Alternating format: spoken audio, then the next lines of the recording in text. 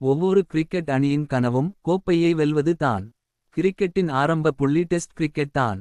அப்படி டெஸ்ட் கிரிக்கெட்டில் மகுடம் சூட வேண்டும் என்பதுதான் ஒவ்வொரு வீரனின் லட்சியமாக இருக்கும். மிகுந்த போராட்டத்திற்கு பின் கிடைத்தது தான் இந்த மாபெரும் வெற்றி சவுத் ஆப்பிரிக்கா அணிக்கு. ஐசிசி போட்டிகளில் கோப்பையை வென்று பல காலம் ஆகிவிட்டது. தென்னாப்பிரிக்க அணிக்கு கருப்பர் வெள்ளையர்கள் என்ற பிரச்சனை மற்றும் கேப்டன்ஷியில் பிரச்சனை என்று பல காலம் தத்தளித்த அணி இது. பல ஜாம்பவான் பேட்ஸ்மேன்கள் பவுலர்கள் இருந்தும் கோப்பை என்பது கனவாகவே இருந்தது.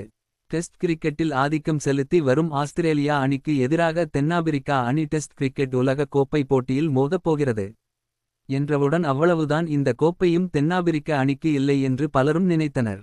டெம்பா பாவுமா தலைமையிலான அணி என்றவுடன் இன்னும் கேலிக்கு ஆளானது சவுத் ஆப்பிரிக்கா அணி.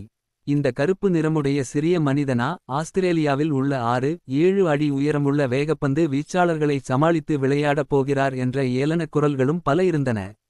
அப்படி ஒரு நெருக்கடியான நிலையில்தான் இந்த இறுதிப் போட்டியில் நடைபெற்றது.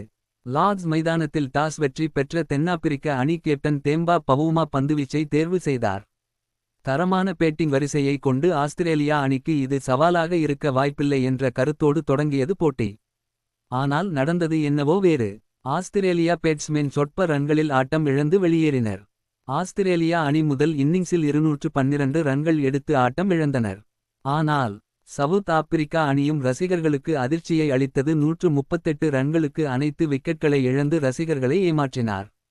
ஆஸ்திரேலியா அணி ஊதி தள்ளிவிடும் இரண்டாவது இன்னிங்ஸில் இமாலய ஸ்கோரை பதிவு செய்வார்கள் என்று எதிர்பார்த்த நிலையில் மீண்டும் அதே நிலைமை தான். வந்தவர்கள் எல்லாம் சென்று கொண்டே இருந்தனர். 207 ரன்களில் இரண்டாவது இன்னிஸை முடித்தனர். இதுவும் மிகப்பெரிய ஸ்கோர் தான் சவுத் ஆப்பிரிக்கா அணிக்கு. 282 ரன்கள் இலக்கு.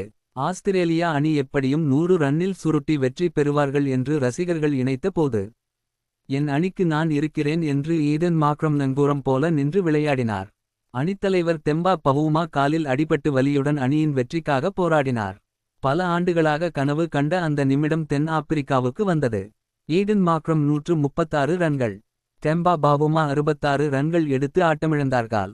இருந்தும் தேவையான 282 ரன்களை அடித்து வரலாற்று சிறப்புமிக்க வெற்றியை தென்னாப்பிரிக்க அணி பதிவு செய்தது.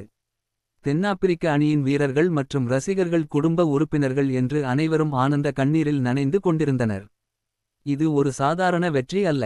முன்னாள் வீரர்கள் என்று பலரும் இந்த வெற்றியை கொண்டாடிய தீர்த்தனர். ஆஸ்திரேலியா அணி வெற்றி பெற்றிருந்தால் 10 கோப்பையுடன் 11வது கோப்பையாக இருந்திருக்கும். இந்த வெற்றியை பல நாட்டு கிரிக்கெட் ரசிகர்களும் கொண்டாடினார் என்பது தான் உண்மை.